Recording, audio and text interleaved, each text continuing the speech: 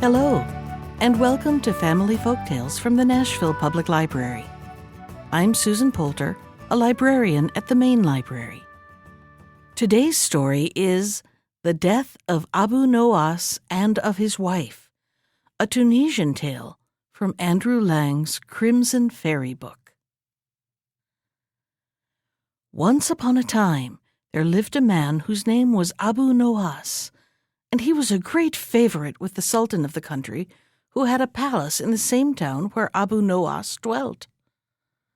One day, Abu Nowas came weeping into the hall of the palace where the Sultan was sitting and said to him, "O mighty Sultan, my wife is dead."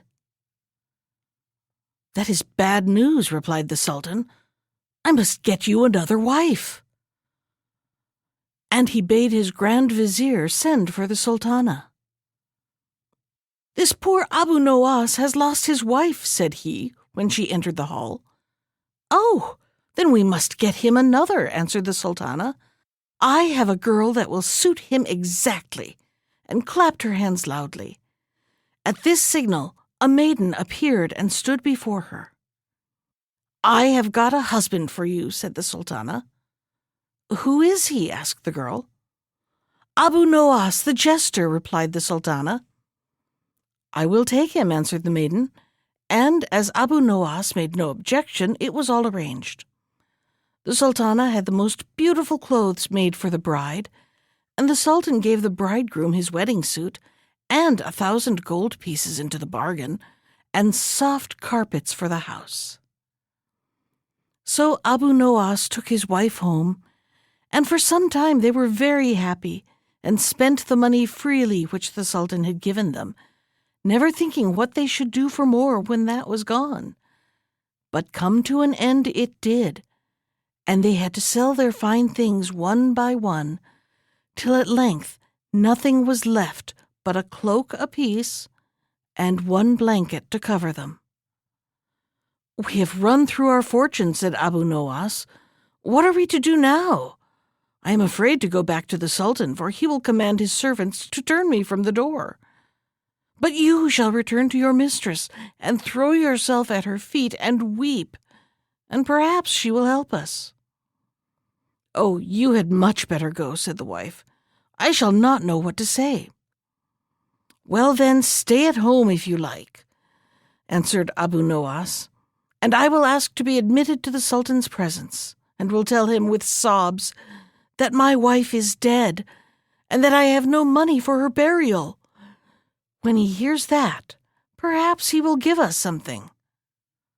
"Yes, that is a good plan," said the wife, and Abu Nowas set out. The Sultan was sitting in the Hall of Justice when Abu Nowas entered, his eyes streaming with tears, for he had rubbed some pepper into them. They smarted dreadfully, and he could hardly see to walk straight, and everyone wondered what was the matter with him. "Abu Nowas, what has happened?" cried the Sultan. "O noble Sultan, my wife is dead," wept he. "We must all die," answered the Sultan, but this was not the reply for which Abu Nowas had hoped.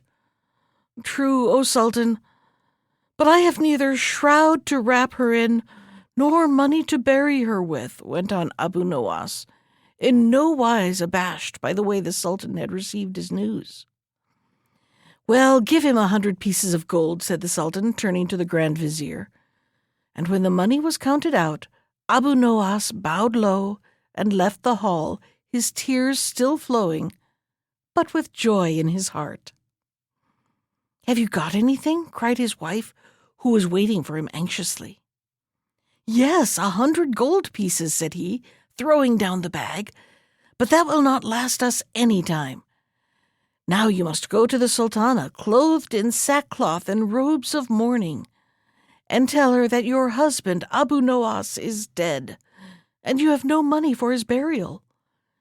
When she hears that, she will be sure to ask you what has become of the money and the fine clothes she gave us on our marriage, and you will answer, 'Before he died, he sold everything.'" The wife did as she was told, and wrapping herself in sackcloth went up to the Sultana's own palace, and as she was known to have been one of Subida's favorite attendants, she was taken without difficulty into the private apartments. "What is the matter?" inquired the Sultana at the sight of the dismal figure. "My husband lies dead at home, and he has spent all our money and sold everything, and I have nothing left to bury him with," sobbed the wife. Then Subida took up a purse containing 200 gold pieces and said, "Your husband served us long and faithfully. You must see that he has a fine burial." The wife took the money and kissed the feet of the Sultana and joyfully hastened home. They spent some happy hours planning how they should spend it and thinking how clever they had been. "When the Sultan goes this evening to Subida's palace," said Abu Nowas, "she will be sure to tell him that Abu Nowas is dead." "Not Abu Nowas, it is his wife," he will reply, and they will quarrel over it, and all the time we shall be sitting here enjoying ourselves. Oh, if they only knew how angry they would be. As Abu Nowas had foreseen, the Sultan went in the evening after his business was over to pay his usual visit to the Sultana. "Poor Abu Nowas is dead," said Subida when he entered the room. "It is not Abu Nowas, but his wife who is dead," answered the Sultan. "No, really, you are quite wrong. She came to tell me herself only a couple of hours ago," replied Subida, "and as he had spent all their money, I gave her something to bury him with." "You must be dreaming," exclaimed the Sultan. "Soon after midday, Abu Nowas came into the hall, his eyes streaming with tears, and when I asked him the reason, he answered that his wife was dead, and they had sold everything they had, and he had nothing left, not so much as would buy her a shroud, far less for her burial." For a long time they talked, and neither would listen to the other, till the Sultan sent for the doorkeeper and bade him go instantly to the house of Abu Nowas and see if it was the man or his wife who was dead. But Abu Nowas happened to be sitting with his wife behind the latticed window which looked on the street, and he saw the man coming and sprang up at once. "There is the Sultan's doorkeeper. They have sent him here to find out the truth. Quick, throw yourself on the bed and pretend that you are dead." And in a moment the wife was stretched out stiffly, with a linen sheet spread across her like a corpse. She was only just in time, for the sheet was hardly drawn across her when the door opened and the porter came in. "Has anything happened?" asked he. "My poor wife is dead," replied Abu Nowas. "Look, she is laid out here." And the porter approached the bed, which was in a corner of the room, and saw the stiff form lying underneath. "We must all die," said he, and went back to the Sultan. "Well, have you found out which of them is dead?" asked the Sultan. "Yes, noble Sultan, it is the wife," replied the porter. "He only says that to please you," cried Subida in a rage, and calling to her chamberlain, she ordered him to go at once to the dwelling of Abu Nowas and see which of the two was dead. "And be sure you tell the truth about it," added she, "or it will be the worse for you." As her chamberlain drew near the house, Abu Nowas caught sight of him. "There is the Sultana's chamberlain," he exclaimed in a fright. "Now it is my turn to die. Be quick and spread the sheet over me." And he laid himself on the bed and held his breath when the chamberlain came in. "What are you weeping for?" asked the man, finding the wife in tears. "My husband is dead," answered she, pointing to the bed, and the chamberlain drew back the sheet and beheld Abu Nowas lying stiff and motionless. Then he gently replaced the sheet and returned to the palace. "Well, have you found out this time?" asked the Sultan. "My lord, it is the husband who is dead." "But I tell you he was with me only a few hours ago," cried the Sultan angrily. "I must get to the bottom of this before I sleep. Let my golden coach be brought round at once."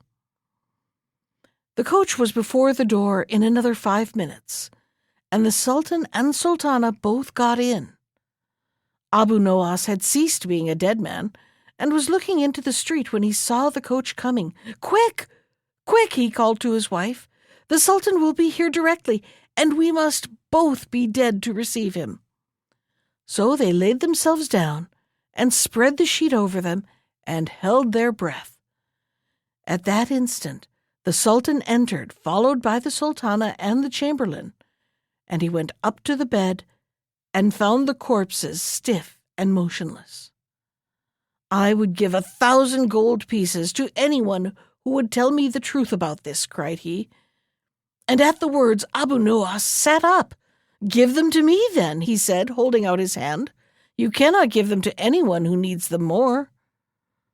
"Oh, Abu Nowas, you impudent dog!" exclaimed the Sultan, bursting into a laugh, in which the Sultana joined. "I might have known it was one of your tricks." But he sent Abu Nowas the gold he had promised, and let us hope that it did not fly so fast as the last had done. That was The Death of Abu Nowas and of His Wife, from Andrew Lang's Crimson Fairy Book. Special thanks to Ginger Sands for our theme music. You can find more of Ginger's music at iTunes or on her website at www.gingersands.com. And if you'd like to comment on today's story, send me an email.